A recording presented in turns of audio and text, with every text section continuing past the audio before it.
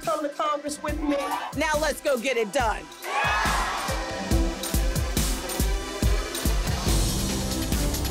Doug Jones narrowly defeated Roy Moore. As a black woman, I just have two things I want to say about last night's election.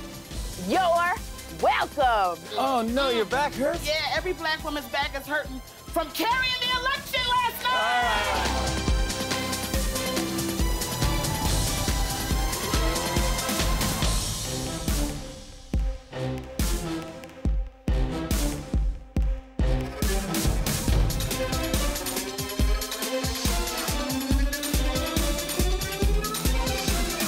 African-American women who gave so much to this Democratic Party, who never have a champion.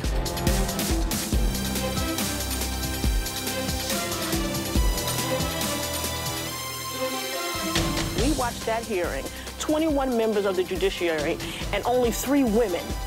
So what could we really expect?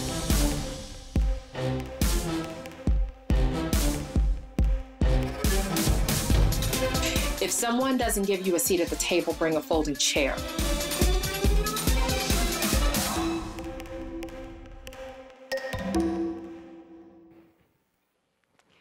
Woo. Yeah. A well-deserved round of applause. Good evening, everyone. I'm journalist Caroline Modarressy-Tehrani, and I'm thrilled that we have 2 of the political power brokers that you just saw in that video with us on stage this evening. We have Minyon, the former CEO of the Democratic National Committee.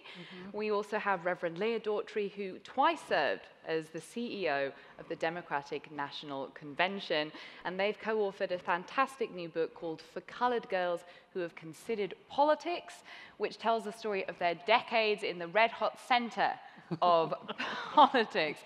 So we also have here from Dallas a woman who I'm sure probably wouldn't mind following in their footsteps. Jara Butler, the former National Committee woman with the Texas Young Democrats, now the Political Outreach Director with the Beto for Texas campaign. So another round of applause to them, if you don't mind. So, Jara, I think I'm going to start with you because, you know, it is election eve, and I can just sense the tension in the room. So, what are the whispers inside the Beto campaign tonight? How are you feeling? We're going to win.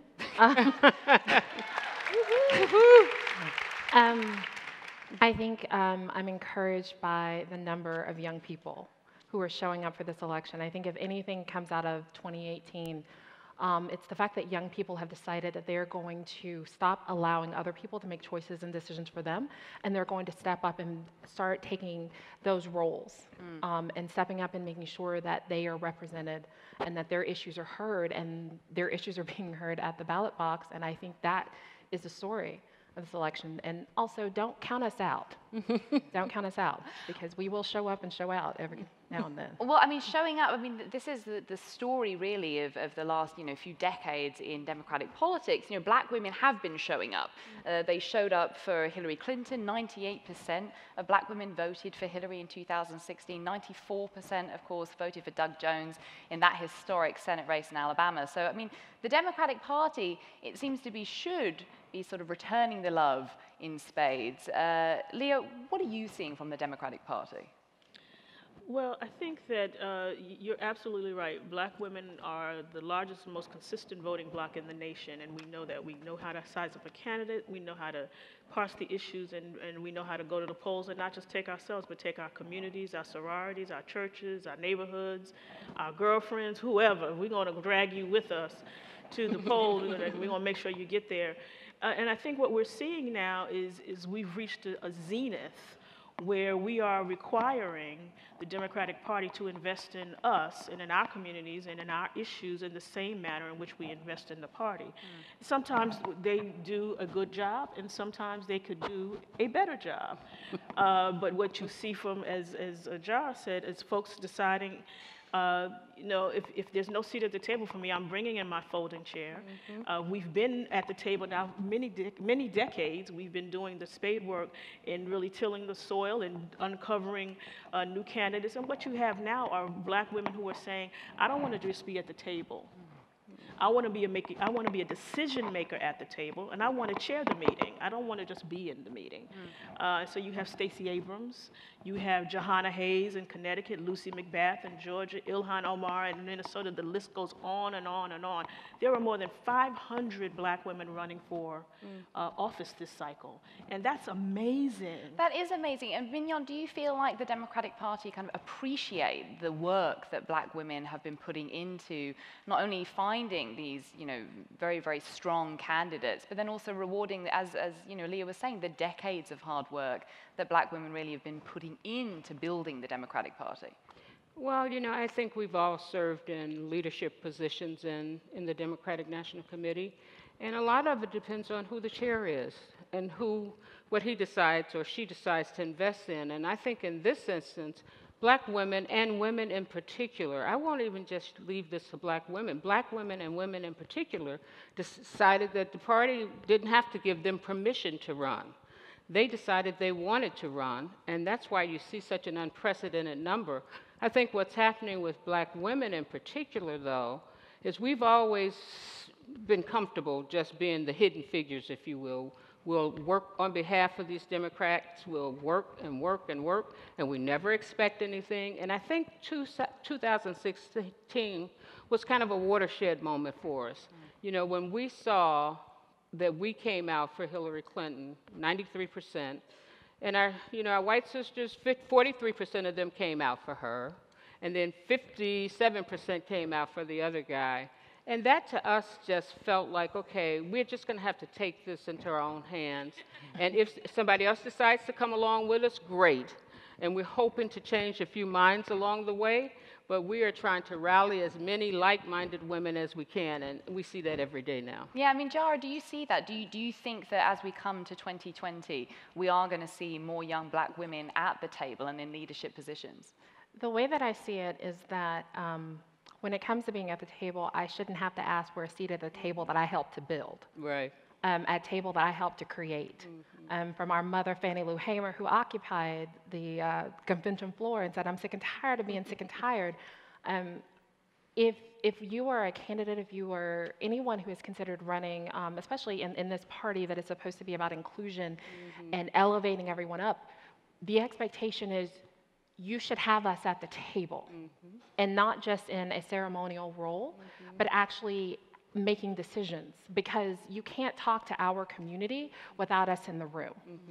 And you cannot reach us if we are not in the room. And I think that is a message that I'm carrying myself, but my other sisters are carrying with me, because we're tired of holding it up and not seeing anything in return.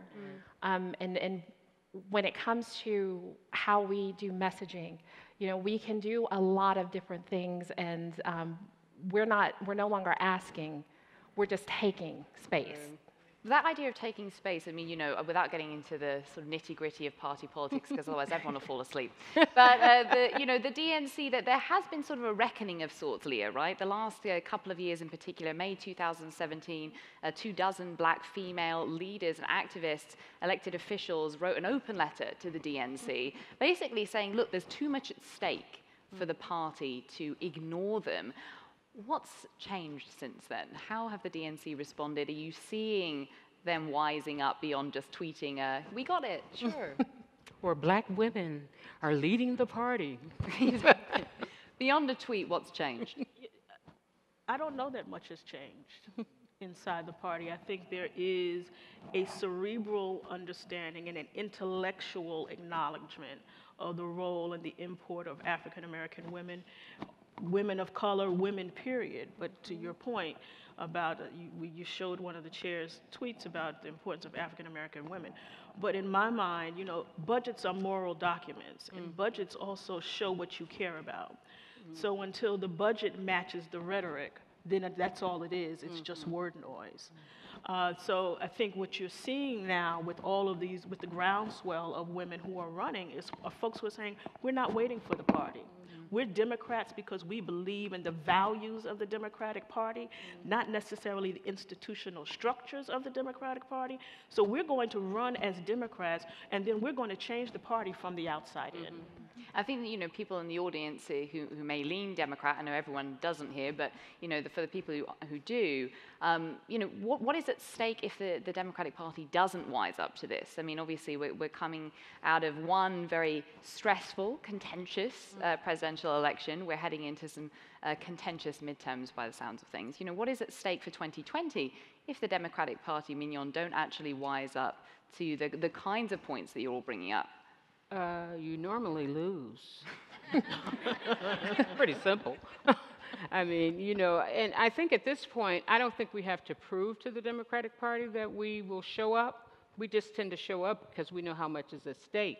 Now, they can choose to invest so that we can show up in unprecedented numbers if they want, or they can choose to just, let it go by the sideline. But what we'll end up missing is young women like her. Because I think people like Leah and I and others will show up because we know that that is our civic responsibility and we want to do it. They tend to, they have a different metric sometimes, and we don't want them to stay at home. We don't want them second guessing that the party is for them. So it's important that they start doing more than symbolism. But again, I do think that it's going to be from the outside. I was looking at MSNBC just last week where there was 21 African-American women that are coming into office out of Memphis. The party didn't recruit them. Some of them are judges, some of them are city councilors, but the party didn't recruit them. They recruited themselves. So I think, change doesn't start from up here. It really starts from the bottom up. And that's what we're seeing. Grassroots activists and organizers are now saying to the party, this is who we think we are. This is what we want to be. These are the values we have. We hope you will come along. If you don't, then we'll probably replace you too. And Leah, in terms of the idea of grassroots activism, both you and Minyon were working alongside Reverend Jesse Jackson. Talk to us a little bit about how the influence of working with him and that kind of activism is still sort of translating to today and today's politics. I first met Reverend Jackson when I was 6 years old, and he'd come to New York to work with my father on a economic boycott of a certain supermarket chain, which had some discriminatory hiring practices. So that was my first encounter with him. And through the years, I worked on his campaign in '84. And what I saw was, through him and through what I learned at my church, the integration of various means, various methods in order to achieve the same goal, which was to help communities prosper, to help people be able to have all the options available to them to take advantage of their talent, go as far as their talent would take them. And I think that sort of activism is really repeating itself these days. Black Lives Matter movement is not something new. It is a new name for an old movement, really. Because people have been killed by a police abuse of power for many years. So it's not a new thing, which, as they say, there's nothing new under the sun. So these are not new movements they're seeing. The trajectory of Reverend Jackson, however, put us, African Americans, Latinos, people of goodwill, people who had never had the opportunity, put us in rooms that we didn't even know existed. When it came to the presidential campaign, we didn't know about conventions and, counting delegates and all of that. He opened that door for hundreds of political operatives. We're just two. Hundreds of people to cut their teeth on how policy is developed, how campaigns are developed, how you build coalitions, how you count delegates, how to count a vote count. Some people can't count votes. Reverend Jackson taught us how to do all of that. And so millions of people, lives were impacted, hundreds of thousands of people were elected.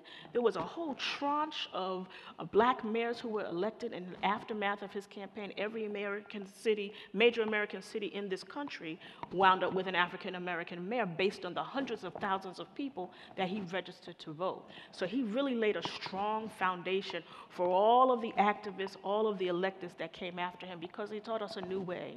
And of course, you know, all the way through to the first African-American president, you know, Yes, Barack exactly. Obama in 2008. Absolutely. And I know, Minyon, it was a challenging time for you because you didn't actually put your weight behind President Obama or the then candidate Obama. You actually stumped for Hillary Clinton instead. correct. So you talk a little bit about that in the book, but I'm going to make you rip off the Band-Aid in front of everybody here as well. So tell us a little bit about how challenging was that? I mean, just how agonizing was that decision for you in 2008?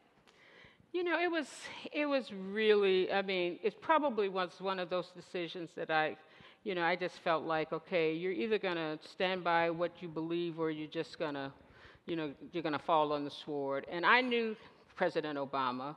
We were from the same hometown. I thought he was a delightful person. I thought he was a good person. I even thought in the back of my mind, if he ran a good campaign, he could potentially win.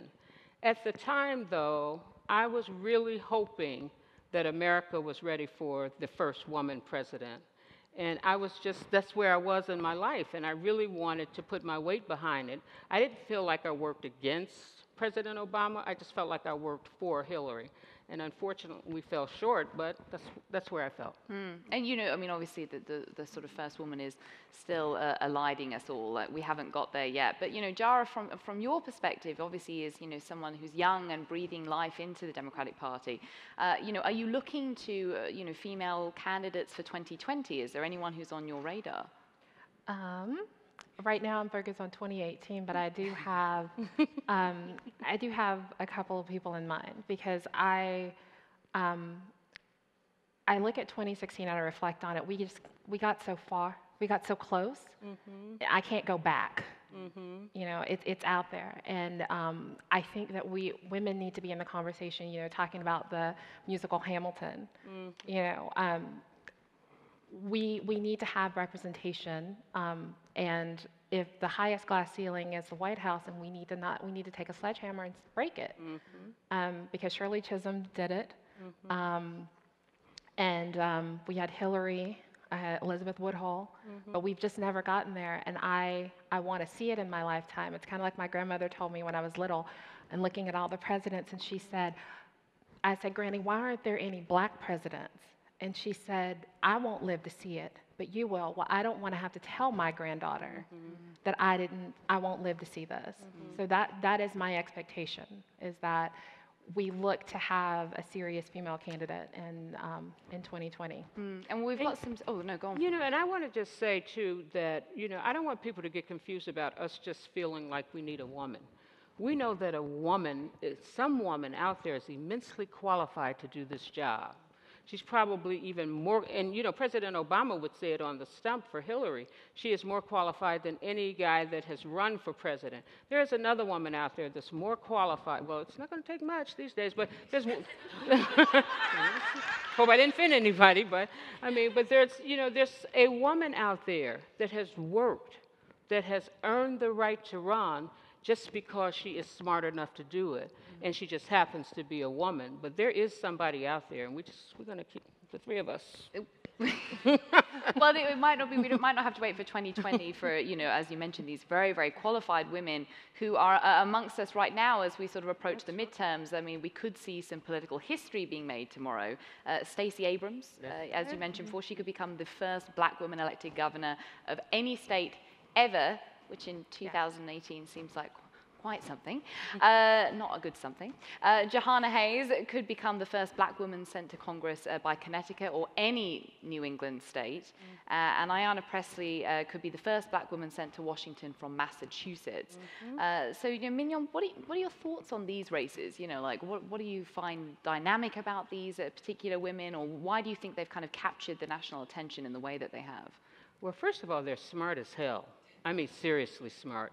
I mean, we know them all personally. I mean, and we have had either dinner or lunch with one or the other. And I remember when we had dinner with Stacey, but she's razor sharp and so focused, and she so loves Georgia. But she also said that she was not going to run the same race. She was going to run a race that was different because every time a Democrat has run this race, as we know, we've never won, but they've had this cookie-cutter model. So she began to build out her plan almost 4 years ago, and that's admirable because a lot of times candidates get in a race and they just get in and all of a sudden we're supposed to show up and vote for them, no plan. But she was very different. And then she understands the state because she was a minority leader. So that's her, and so I pray that, you know, there's Georgians all across that state that will wake up and say she is the person to run that state. Ayanna was, you know, she was a mentee of mine. She worked for Senator Kerry, and when she decided to run, the entire Congressional Black Caucus endorsed her opponent. Wow. But you know, she kept going. I mean, she's smart, she's thoughtful. She was the first African-American woman to serve in the council there, and nothing changed her mind. You know, I think Jara was a little bit different. She was, you know, Teacher of the Year, which I found her fascinating because she just, you know, she was just dynamic and she loved kids, and every time she was on the stump, she was talking about children. And I think that captivated Connecticut. And so you'll see these three women who could ultimately end up being even in higher offices, because I just think that they are, you know, they are the type of leaders that whether you're black, white, or brown, you would want them to serve you. Leah, what do you think? I mean, do you have anyone else that you're looking at as the landscape of 2018? I like Lauren Underwood in Illinois. She's a nurse, and she just decided that she could do better than who held the office, and that she had ideas and she was ready to step forward. So I think she's going to do great in Illinois. Lucy McBath in Georgia. She lost her son, Jordan, to gun violence. And so her platform in Georgia is about safe guns, safe how you have gun violence prevention. And she's going to do great there. I'm fascinated about Ilhan Omar in Minnesota, who will be the first Somali American to become a member of Congress. She came to this country when she was 3 years old as a refugee. And now she's going to go to Congress. She's won the Democratic primary, which is all you need in Minnesota. And so we're going to have, thank God for Minnesota. Right? So she's going to come to Congress and be the first Somali American, the first Muslim American woman to be in the Congress. It's so exciting to see women stepping forward into new spaces. And we're going to have all this talent in the United States Congress, and it makes a difference when we're in the room about the issues and how they get discussed. I told somebody, until your feet are in some stirrups, you do not get to lecture me on well woman care. Well woman care. Well, I mean, that energy and excitement that you're talking about as well, it seems to be translating to the polls already, right? Jara, we've already seen huge voter turnout so far. You know, if turnout in Texas is as strong as it was in Alabama, I mean, you know, do you feel confident that tomorrow will go your way? I feel confident just because I believe in my candidate, but I also believe in the people of Texas. But I also survived 2016. And the only poll that counts is on November, is tomorrow. That's right. Facebook likes don't vote, Twitter doesn't vote, hashtags don't vote, the people vote. And so that is kind of what I'm looking at. But I, as a Texan, as someone who was born and raised here, what energizes me and what gives me great hope is the fact that people are actually taking an active approach or not being apathetic. And I think we are proving that Texas is not necessarily a one-party state. We're just a non-voting state, and for this cycle, we're saying we're voting this year. And that, to me, is part of this victory. So the final poll will be tomorrow, but for the time being, I'm going to be working to make sure it happens. Yeah. Minyon, what do you think? I mean, this early voter turnout, people are sort of clinging to it. Lots of people are very excited about the fact that it looks like there might be a blue wave. Are you confident that there will be? Well, I'm a little gun-shy, quite frankly, so I won't project the blue wave, but I will project the fact that I believe that Democrats have, you know, they have woken up. As the kids say, they are woke, and I believe they are woke, and I believe that they will be coming out. But more importantly, I believe that they've done what we didn't do in 2016 is they've gotten back down on the ground and they're talking to voters, and they're going door to door. They're using not just technology, but they're actually using people skills to now communicate with voters. And I think we were shifting away from it a little bit because technology was becoming the in thing. So I feel more confident that we're doing the right things to have the blue wave. All right, she's gun shy, but that was sort of hedging her bet, so Right. we'll give you that. Well, we've run out of time, but I just want to say thank you so much again. A big round of applause, please, if you will, to Minyon, Leah, and Jara. Thank you so much. And just a reminder as well that you can get copies of Minyon and Leah's book at the reception after the program at the end of the evening as well. But another round of applause for these living legends on stage with me this evening.